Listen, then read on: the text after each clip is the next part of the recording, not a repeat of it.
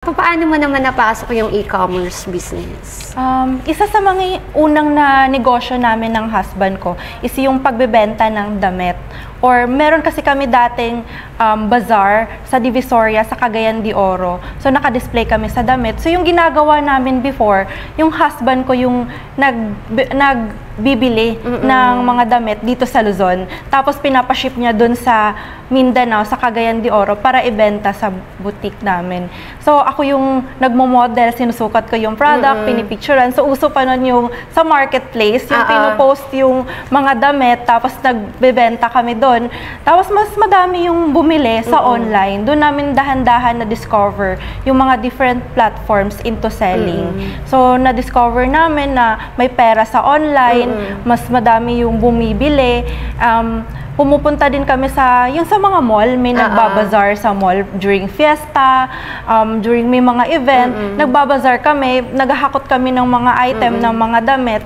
At saka hindi lang damit yung na-discover din namin, yung mga phone accessories na bebenta namin. Yun.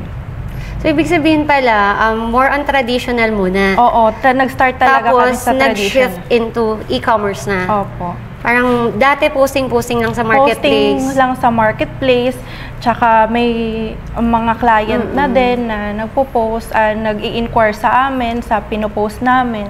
Yun po. And then ngayon, sa e-commerce, continuous learning ba yung ginagawa nyo? Kasi iba yung e-commerce ngayon. Iba. So, yun na nagsimula yung pag-learn, pag-enroll ng mga courses, pagnood ng mga videos, mga informative videos, pag-read din ng mga books na nakakatulong sa business. So, sa CNF Digital Marketing, ikaw yung nasa operations. Si husband mo, anong role niya? Siya sa product development and sa marketing po. So, hinati nyo yung duties and responsibilities. Ba't nagkaroon kayo ng ganong setup?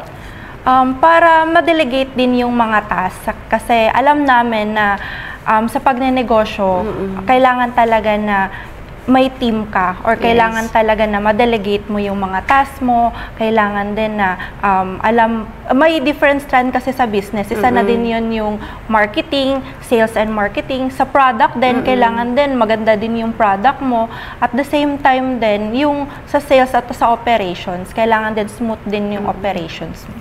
Okay. Pero sa beauty ko, siya din yung product development. Tama. And then you are the CEO. Ako yung tester ng mga product.